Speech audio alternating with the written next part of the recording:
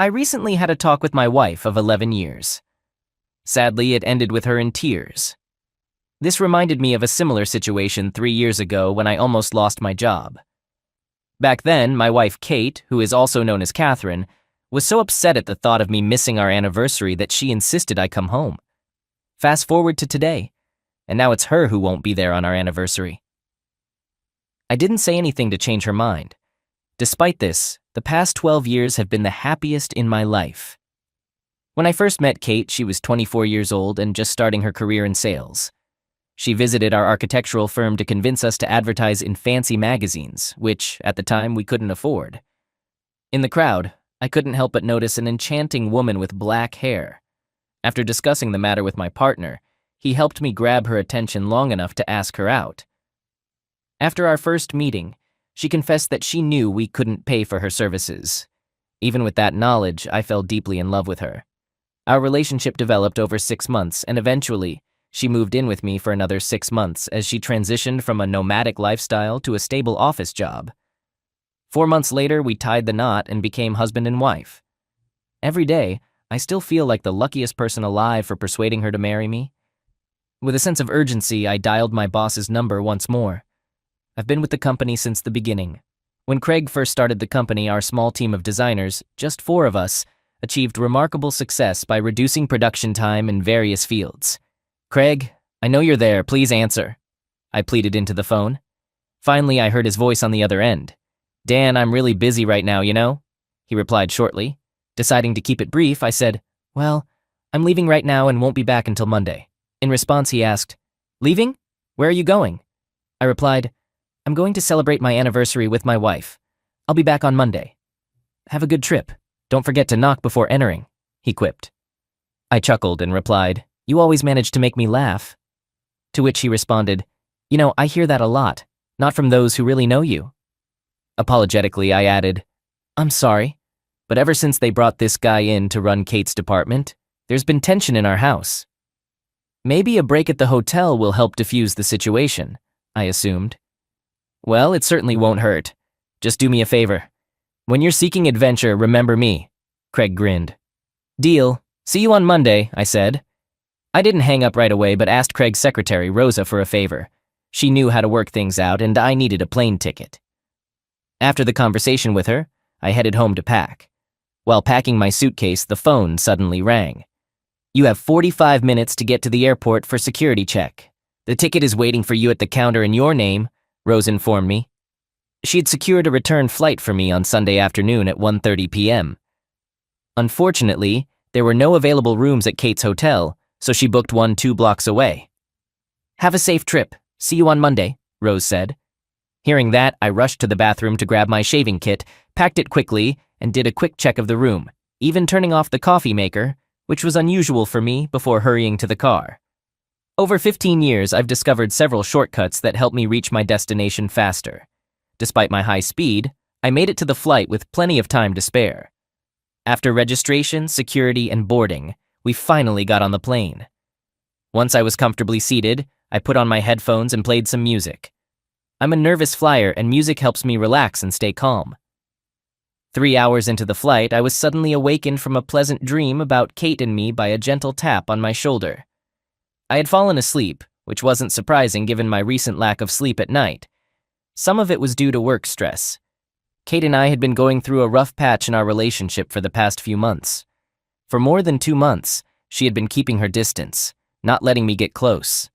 It all started when she told me about a colleague from another department getting a promotion and taking over her own. She was determined to prove that this decision was wrong and worked hard to show her worth. For the first 2 weeks, she came home exhausted, constantly discussing strategies to outshine Mr. Paul Reynolds. But over time, her determination waned, and after a couple of weeks, she mentioned that they had started cooperating.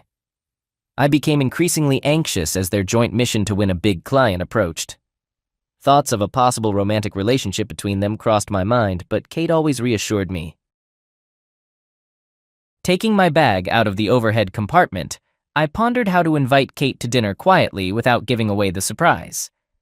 After taking a taxi to my hotel, I struck up a casual conversation with the driver, who happened to mention a charming, dimly lit restaurant located between our 2 hotels. Sounds intriguing. I expressed interest because it turned out to be exactly what I had in mind. After checking in, I quickly showered and rushed out. I wanted to catch Kate before she left for dinner. Glancing at the clock in the lobby, I saw that it was almost 5:30. After observing the bustling street, I decided I could walk to my destination and followed the directions given by the receptionist. The stroll was easy, and I made sure to remember the charming restaurant mentioned by the taxi driver, which happened to be just a few steps from her hotel.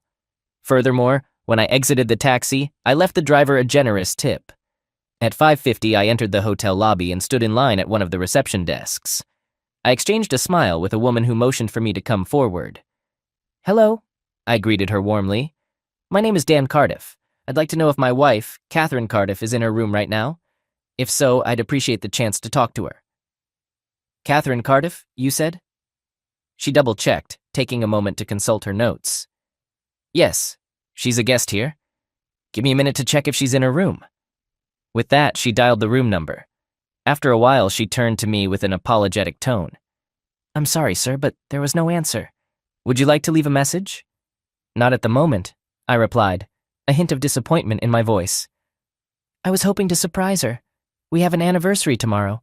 I'd be very grateful if you didn't mention our conversation," I requested hopefully. "No problem, sir, I assure you," she reassured me. I didn't catch everything she said.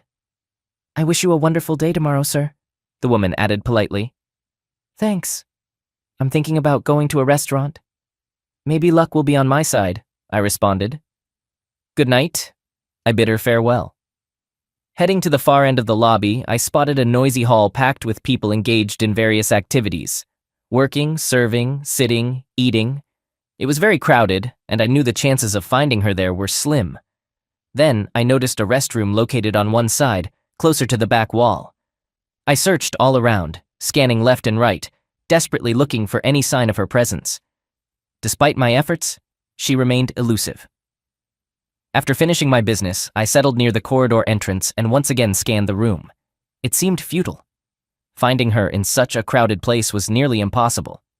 But then, I unexpectedly caught a faint sound of laughter, reminiscent of hers. I followed the wall with my eyes, but towering booths obstructed my view, allowing only glimpses of the faces of the men and the women with them.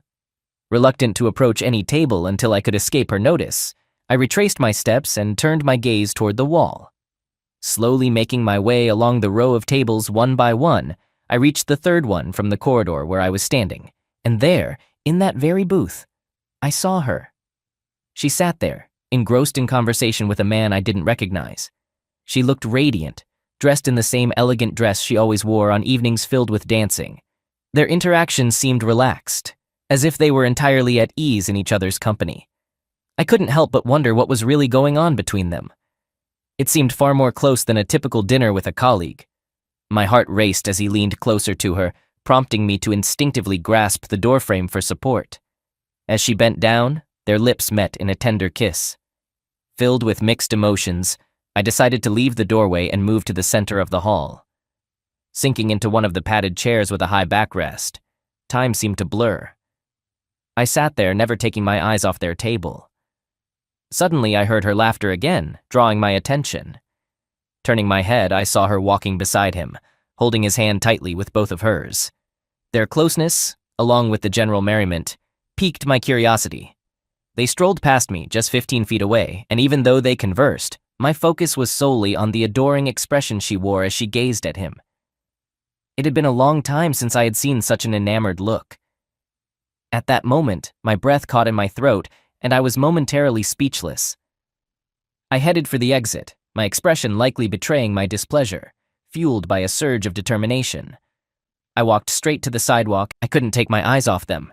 She clung to his arm, leaning affectionately against him. I watched as they walked down the street, eventually turning a corner and disappearing into a restaurant I had noticed earlier as I snapped out of my trance. I hurriedly headed for the door. Suddenly realizing my surroundings, I decided to slow down, giving them ample time to move away from the entrance. I came to a halt, taking a few deep breaths in an attempt to regain my composure. Undoubtedly, there was meaning in the expressions on their faces, but I desired more, even though I couldn't fully comprehend what it was. Summoning my resolve, I pushed open the door and cautiously entered, staying close to the wall since the entrance was unattended. I patiently stood there, waiting until my eyes adjusted to the surroundings, surveying the room. Finally, my gaze settled on them. Sitting at a table meant for two at the far end, I made my way there, clinging to the walls with my hands. As I sat down at a small table, the waitress promptly appeared behind me. "What can I get for you, dear? What'll it be?" she inquired. I replied, "Double scotch on the rocks." I overheard their conversation. "Our meeting tomorrow isn't until 10 o'clock, so we can celebrate late into the night," he said to Kate in a hushed tone. "I'm glad you didn't let him manipulate you into going home." "We wouldn't miss our 2-month anniversary for anything." "I can't believe it's been 2 months, she exclaimed. "And it could have been longer," he remarked. "If only you had accepted my offer at the end of my first week at work," he reminisced. She laughed and added, "I had to play the innocent girl with you, considering that I'm supposedly married." She shook her head in disbelief, recalling the moment when he approached her in the presence of Marge and asked her out, fully aware of his marital status. "Marge actually told me that you liked me," he mentioned. "We should do something nice for her because she played a significant role in bringing us together," Kate suggested as the waitress approached, served their drinks, and swiftly walked away, raising their glasses. They raised their glasses in a toast to the incredible 2 months they had spent together and the countless more to come. "I'll do whatever it takes," he said as their glasses clinked together. "There will be many more," she replied cheerfully. The waitress placed my glass in front of me and inquired, "Here you go, dear. Is that all?"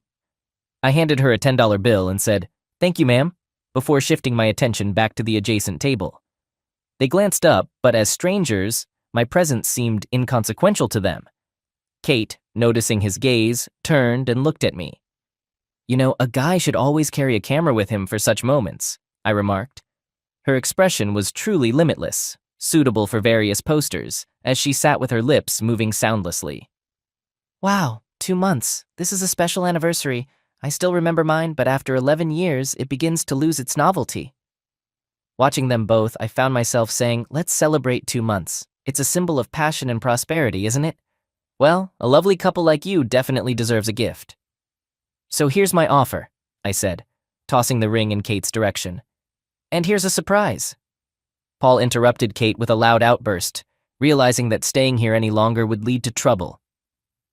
I turned to Kate, who was trying to calm him down, and said, "Tell him how lucky he is that he wasn't in my home. Please contact me and let me know where you'd like to receive your belongings. If you're wise, you'll avoid coming to my house. Applying ice to your nose might reduce the discomfort," I stated, turned around, and departed. Leaving the club, I walked briskly back to the hotel. It was unlikely that Kate knew my current address, and given my actions toward her friend, it seemed unlikely that she would pursue me.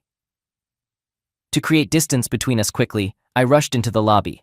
Approaching the front desk, I politely asked, "Excuse me, do you happen to have the contact numbers for airlines? I urgently need to book a plane ticket." The employee inquired, "Certainly, sir.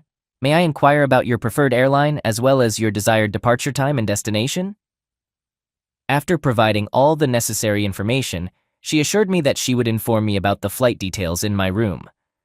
Back in the room, I began to pace back and forth, bewildered by the unfolding events. How could this have happened? Then a thought struck me. Perhaps Kate had missed her true calling in life. Her performance over the past, as my frustration continued to mount, I realized I couldn't stay in the room any longer. Grabbing my bag hastily, I descended the stairs to the lobby. When I reached the lobby, the receptionist, who had just finished a phone call, motioned for me to approach. "Sir, if you leave now, you might make the last flight today. Registration closes in 30 minutes. If you miss it, the next flight is in 3 hours, she told me. I replied with a thanks. Hoping the taxi drivers in the area were reliable, I signed the cash receipt handed to me by a woman. "I'm sorry I have to cut my visit short. Please stay with us next time," she said, smiling warmly. As I headed for the exit, a rush of unforgettable memories washed over me. Rushing out of the lobby, I quickly grabbed a taxi from the nearby parking lot. I asked, "I bet you $50 you can get me to the airport in under 30 minutes, as I took my seat. The taxi driver responded, "You got it, boss," snapping me back to reality. He turned out to be experienced and got me to my destination in just 20 minutes.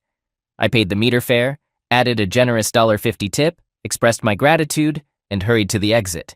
Reflecting on it later, I realized there was no need to worry. I had a few minutes to spare after passing security. I eagerly awaited the announcement of the boarding, unlike last time, when I needed music to occupy my mind. With plenty of distractions around, a funny thought suddenly crossed my mind, and I had to suppress a laugh. I remembered that Kate's mother never really liked me, while Deborah seemed to have her husband under her thumb. She treated Greg poorly, almost like he didn't matter. But I couldn't tolerate her behavior, and she was aware of it. One day she even accused me of eventually cheating on Kate, claiming she saw me glancing at other women when we were together. Throughout the entire flight, doubts about what was happening gnawed at me. I pulled out the photo I always carried with me, of Kate and me, and studied it intently. The person next to Kate in the photo suddenly seemed unfamiliar. I glanced around to make sure no one noticed, then returned my gaze to the photo. In the picture, I stood beside Kate, but what caught my attention was the way she gazed into his eyes. It made me doubt. Although men aren't typically known for their memory, I considered myself an exception. Like most women, Kate often tested my memory by asking, "Do you remember this?" Or, "Do you remember that?" Unfortunately for her, I remembered everything. I recalled every conversation, every plan, and all the close secrets we whispered in the dark. Sitting there now, I couldn't help but wonder if I hadn't noticed this unfolding for 2 months. What else had I missed? The man had shown interest in her from the first week they met, but she claimed she rejected his advances to maintain her appearance due to her marriage. The thought of them being together bothered me. I formulated a 2-part plan. I'd go home, pack all her things, and take them to her mother's. Of course, the elderly woman would find a way to blame me, but the truth was what I sought. When we arrived at the airport, our family life was unraveling. I headed straight to my car and joined the exit queue. The drive home felt like a blur, and I couldn't remember much. Nevertheless, I reached my destination. The journey's duration remained a mystery, but honestly, it didn't matter. Stepping into the dimly lit house, I felt an eerie sense of unfamiliarity. The thought that I had to get used to this sight as the new norm consumed me. After dropping my bag, I headed for the kitchen. En route, I instinctively turned on the answering machine. A pleading voice on the other end said, "Dan, please don't do anything rash. I'm heading home to talk. Please wait until I get there." She sounded pained, conveying her emotions. I believed the cheater deserved punishment, but I didn't want to hear it, especially not in that voice. So I reacted impulsively and banged my fist. My actions may have been rash, but I needed to protect myself from foolish decisions. It was clear I wouldn't be able to sleep that night. I went to the garage and gathered all the suitcases she had collected over the years. Choosing a large black suitcase and a bag for her clothes, I set them aside and took the rest to the bedroom. As I sifted through her closet, I carefully picked a few items. I quickly stuffed them into one of the large bags, repeating the process several times before turning my attention to the dresser. It had been ages since I'd seen underwear tucked in there. For a fleeting moment, the idea of grabbing some hot dogs crossed my mind. I was supposed to go to her mother's house, but I didn't want to, so I opted for a solitary gathering with lox and marshmallows. I didn't want to deal with her parents or anyone else, so I took matters into my own hands. Instead of waiting for her, I impulsively went to the hardware store to buy new locks. Upon returning home, I realized I couldn't leave the pile of stuff in the front room. Following my thoughts, I loaded everything into the car and headed to her mom's house. I drove carefully and unloaded everything near the garage, not wanting to burden Greg with extra work, especially since his wife and daughter wouldn't help him. As the third box fell to the ground, my mother-in-law appeared. "Hi, Dan, what's all this? What's going on?" she asked. I explained, "Well, when Kate arrives, she might need her clothes. Initially, I thought she'd bring them herself, but I couldn't wait any longer. They were cluttering the front room." Confused and with a pale face, she inquired, "What do you mean when Kate arrives? I thought she wasn't in town yet. Why would her things be here?" "Deborah, I'm not entirely sure how she plans to sort things out, but I assumed she might stay with you temporarily. She may be considering moving in with the person she's been spending time with, but I can't say for sure. That's why I brought her stuff," I explained. Seeing her face grow paler, she responded, "What are you implying? How can you accuse my daughter of such things? She had to stay there for work. She'd never cheat on you." Her voice trembled, nearing hysteria. "I even saw them together last time. They looked happy. They were joyfully celebrating their 2-month anniversary at a lively nightclub near their hotel. I repeatedly asked her to join me at home for our anniversary, and she regretfully said she couldn't." Determined, I hopped on a plane to be with her. However, when I arrived, I found them having a close dinner. The atmosphere was romantic, and I didn't want to intrude on their special moment. Besides, witnessing their tender kisses across the table, I needed some time to gather my thoughts. When they passed me in the hotel lobby, I contemplated saying something, but she gazed at him and whispered in his ear. At that moment, I couldn't bring myself to disrupt them either. I just needed some fresh air, so I stepped outside. To my surprise, they left and headed to the nearest nightclub. I sat at a table nearby and overheard her saying she didn't want to leave him on their 2-month anniversary, and he corrected her, saying it was their 3rd month. It dawned on me that if I wanted to leave, I'd have to intervene. I tried to stay inconspicuous, but I knew I had to find evidence. After 10 years of sobriety, I took my first sip of drink.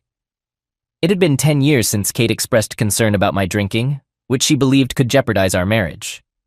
In response, I gave her my wedding ring, thinking it was a sensible gesture to give each of them something of their own. But honestly, I preferred his gift over mine. Now, as I awaited her return and the inevitable dramatic confrontation, I was sure she'd seek shelter at my doorstep for a while. I stated this to shock her. "You're lying. How can you say such things about your wife, whom you've been with for 11 years? She's told me everything. She's deeply troubled by it. I'll never refer to this woman as my wife again. You might feel obligated to support her because she's your daughter, but I have no such obligations. I witnessed everything firsthand, and for the past 2 months, I've been living alone while she's been living with him since he joined this company. It's astonishing to see how she's changed, given the upbringing you provided. She looked me in the eye for 3 months straight, lying to me every day without a hint of remorse. If you think I'll allow her back into my home, then you're even more foolish than she is. However, it's your choice what to believe, and that's your issue. Personally, I've chosen to cut my losses. It's clear that she has strong feelings for this guy, and he's free to have her. She won't need to hide their relationship anymore. As soon as she's done with her charades, I'll direct her to this place. You can see for yourself who's being dishonest. As I instructed her, if she picks up, be sure to convey the message exactly as you want, including the fact that I'm eager to see how she handles this." With those words, I got into the car and drove away. Feeling restless, I wandered aimlessly around the house for several hours before finding a small corner in the garage, where I set up an improvised workspace. Suddenly, my thoughts were interrupted by the sound of the doorbell. Curiosity got the better of me, and I went to the door and opened it carefully. Without saying a word, I instinctively took a step back. Kate entered the room, and I immediately realized I was in the garage. "You must have been in the garage," she remarked, closing the door behind her. "I tried knocking, but you didn't hear me. I was just tidying up," I responded, observing the room's condition. Kate sighed and said, "Well, Mom already called me. It looks like you've already made up your mind about what to do with me." Kate looked at me, her face a mix of sadness and disappointment. "What did you expect? That I wouldn't mind you having an affair?" I asked her. She paused before responding, "I guess I wasn't thinking clearly, at least not rationally. I was overwhelmed by disappointment. It's a shame because all I did was think," I confessed. "You see, there was no one around to distract me from my thoughts. I missed having someone to go out to dinner with, visit a club, and enjoy the darkness, whispering and kissing. But I was left with a woman who could deceive me without hesitation, even looking me straight in the eye. She could share my house, my food, my life, and then be close with someone else. Not a pleasant image, right? Are you really ready to let go of 11 years of our life together?" "What is it?" she asked. "Did you even bother to ask me about it, Dan? Would it have bothered you if I had a real relationship with someone else instead of just playing games? I thought that such an important question would stay with me. But it doesn't seem to matter anymore, does it? Now you and the person whose name I can't even remember can move on freely without caring about me. No more struggles over deciding whom to spend our anniversary with," I said, heading for a chair. "I think I understand your perspective," Kate replied. "Do you truly understand, Kate? Because I genuinely doubt that you do. You see, for you it was just an act of infidelity. You probably found a way to justify it, maybe even shifting the blame onto me. Could it have been, Kate? Perhaps my actions drove you to be involved with someone else?" I inquired. She lowered her head and replied, "No, I don't blame you for this. It just happened. Having an affair with someone other than a spouse for 2 months isn't an accident. It takes effort, and moreover, secrecy. To continue the affair requires additional effort, and let me tell you, honey, you're playing the role well. I fell in love completely and unconditionally. It's unbelievable that you both managed to find time for your game. I can't even imagine how it feels to laugh about cheating on me. And that tearful phone call last night, it was a real performance. Maybe you should consider a new career. Your performance could easily outshine the last 3 Oscar winners." I must admit I had a brief moment of uncontrollable laughter, just a quick, unintended outburst before I stopped it. "I don't know where it came from, but it's clear that you don't love me. If that's how you treat someone you love, please spare me your anger. How can you believe that I don't love you after 11 years? She protested, indignant. "Listen, Kate, since you seem to enjoy asking questions, here's one for you, given your deep introspection. You know how you usually react to various situations based on this? Imagine that I found out you had a close relationship with another man, but it was a one-time occurrence, not a long-term affair. How do you think I would react?" I asked. She leaned toward me and replied in a soft tone, "To be honest, I think I would have asked you to leave our house and started divorce proceedings." I thanked her for her honesty and admitted that I had expected such a reaction, even imagining that she might throw something at me. "But who knows?" I mused aloud. She responded with a faint smile. "Perhaps." And now imagine that for nearly 3 months, every day we spent together meant nothing to me. It was all just an act, a facade to deceive you into thinking our relationship was thriving. In reality, I was going through the motions while my heart belonged to someone else, spending entire days with my mistress after leaving you. Can you honestly believe that I love you after nearly 13 years? Show me some confidence, Kate, I said seriously. It's as if you're implying that you don't care about this situation. The time we spent together was very valuable to me. It wasn't just casual conversation.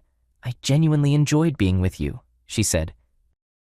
Do you recall the last time we were close, Kate? When was the last time you initiated one of our affectionate kisses? When did you last act like my wife, Kate?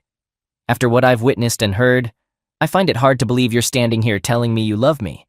I'm not naive. I overheard you discussing him with that gossip March as soon as he arrived at the office. And then, to top it off, you both came up with the idea of giving her a gift for bringing you two together. It seems like you've already found your next bridesmaid. All that's left is to find his best man, and the wedding banquet will be ready, I commented, reclining in my chair. So it turns out you're just like me, after all. Should I expect a server to show up at my doorstep? Kate inquired. What is it? She asked. First and foremost, I need to know where you're going to live. You won't find a process server waiting on your doorstep to deliver the divorce papers. I've reserved that privilege for myself, that's it. The case is closed. Escape from Kate and move forward. If you happen to see me with someone else, please don't try to intervene, I stated. What are you trying to prove with this? Kate asked. I probably didn't think I needed to prove anything to you. What I did for myself, not for you. Why would I fight for a man like you? Those who respected me so little thought that I would tolerate or make excuses for the way you treated me. When I gave you the ring, it was a clear sign that you were done. I don't want to invest my energy in something that no longer matters to either of us. I can't forget or forgive, and based on your past and present behavior, it's evident that I'm not a priority for you. So it's time for me to leave you, Kate, and move on. I don't pretend to understand how you expected everything to end, but you certainly ruined everything. Now it's your turn to sleep at his place, I said, locking eyes with her. You're kicking me out and keeping everything for yourself. To be honest, it seems unfair after 11 years, she replied. It always comes down to a deal, doesn't it? Well, that's settled. If you need a house, you'll have to pay for it. As for me, I want to keep the house. I've fallen in love with him. With the extra space, I can finally transform it into what I truly desire. I assumed you and Bast had already found a place, I said. His name is Paul, she corrected. I couldn't care less about that. Really? Do you think he has nowhere to live? I asked. Well, of course he does, she responded. In that case, problem solved, I remarked. I was waiting for your answer, and then it occurred to me. So, I guess you don't think his wife will agree to this arrangement, I said, noticing her expression. Wait, did you find out everything about him? How did you know he was married? She asked seriously. This isn't a joke. You really think I'm naive, don't you? Why else would you be here, Kate? So what's the deal? He doesn't want to divorce his wife for you? I hope you haven't seriously considered coming back to me. I've contemplated this particular question. I considered the possibility that our relationship had lasted 11 years. However, upon reflection, I concluded that we're done. This decision was made by you. Let's reminisce about those incredible 2 months you spent together and hope for even more in the future. Keep in mind, as I mentioned before, when I gave you the ring, it signified the end. Please refrain from making excuses about our 11-year history. Those years didn't matter to you in the past and don't matter to me now. Therefore, I'll compensate for those 11 years with a set of legal documents as soon as they're prepared. The house offer remains unchanged. If you don't want to leave the house, you can come back and take whatever you want. It appears you're ready to move on without any hesitation. Divorce me and go on your way. You may be trying to elicit my sympathy, but I want to make it clear that I'm moving on from someone I can't trust living under the same roof with me. I will never trust you again. So what's your plan? Do you want to keep the house for yourself? I asked. No, I have no desire to keep this house.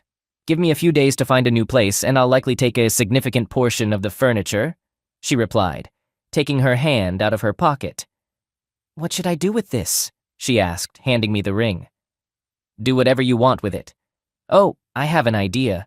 Why not use it as a toe ring? It would fit perfectly on your big toe, given how you treated him. I might actually find some use for it, I suggested. Okay, you know what? I could use some extra money. Maybe I'll pawn it, she warned. Well, you won't get much for it. They buy these things by weight, and most likely, you won't even get $30. You can't buy a genuine gold ring for your finger for $30. But that's just my opinion. It's your ring, so do as you please with it, I stated, turning towards the door. Did you get all my stuff out of the closet? She asked. Yes, I got everything, though I was a bit annoyed with the furniture at the time. I'll call you in a few days. I have to admit I didn't pack your things very neatly. I hope you still have clean, unwrinkled clothes after the trip, I commented. May I take a look? She inquired. Of course, don't be shy. You know where everything is, I said, noticing a slight frown on her face. I waited patiently as she inspected the room. I could hear her rummaging in the bedroom, then in the closet, and finally in the bathroom.